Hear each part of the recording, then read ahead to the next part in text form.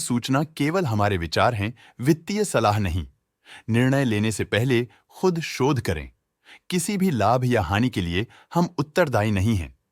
आज हम देख रहे हैं टाटा इन्वेस्टमेंट कॉर्पोरेशन लिमिटेड के 2024 Q2 की consolidated financial performance. Starting with the sales, पिछले क्वार्टर से सेल्स में 0.01% का इंक्रीज हुआ है, मगर कंपनी ने पिछले साल के मुकाबले 15.03% का सेल्स इंक्रीज रिपोर्ट किया। Expenses -20.4% quarter on quarter decrease हो गए हैं, जो साल भर का -8.85% के डिक्लाइन के साथ अलाइन करता है। क्वार्टरली एक्सपेंसेस के कंपैरिजन में सेल्स इंक्रीज होना दिखाता है कंपनी ने अच्छा परफॉर्म किया। ईयरली कंपैरिजन दिखाता है कि कंपनी ने इस साल अपनी परफॉर्मेंस में सुधार किया है। ऑपरेटिंग प्रॉफिट, जो पिछले साल के कंपैरिजन में 17.14% up high quarter on quarter around 1.81% increase हुआ। Operating profit margin OPM annual basis पे 1.68% से इंक्रीज हुआ है, मगर क्वार्टरली ऑपरेटिंग प्रॉफिट मार्जिन 1.65% से इंक्रीज हुआ है। एक्सेप्शनल आइटम्स को ऐड करके अदर इनकम पिछले क्वार्टर के कंपैरिजन -80.82% गिर गई, बावजूद इसके कि ईयरली डिक्लाइन -87.83% है।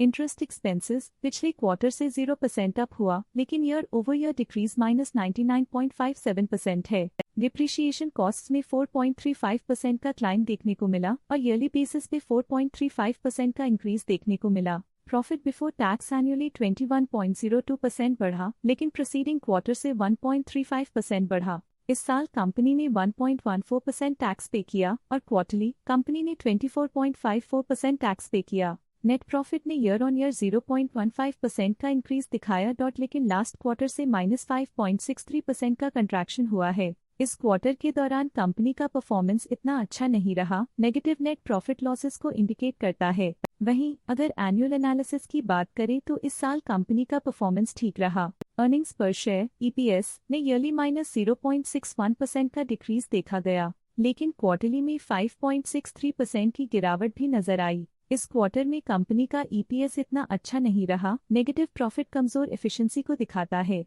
साल का EPS इतना अच्छा नहीं रहा, नेगेटिव प्रॉफिट कमजोर एफिशिएंसी को दिखाता है। टाटा इन्वेस्टमेंट कॉर्पोरेशन लिमिटेड के फाइनेंशियल स्नैपशॉट को रिव्यू करते हुए कुछ मुख्य ट्रेंड्स सामने आए हैं, जो कंपनी की परफॉर्मेंस पे रोशनी डालते हैं। सितंबर 2021 से सितंबर 2024 तक टाटा इन्वेस्टमेंट कॉर्पोरेशन लिमिटेड की फाइनेंशियल जर्नी में सबसे पहले बात करते हैं सेल्स की। पिछले 4 सालों में टाटा इन्वेस्टमेंट कॉर्पोरेशन लिमिटेड की सेल्स 2 गुना बढ़ गई है, जो 208.86 करोड़ से बढ़कर 392.6 करोड़ हो गई।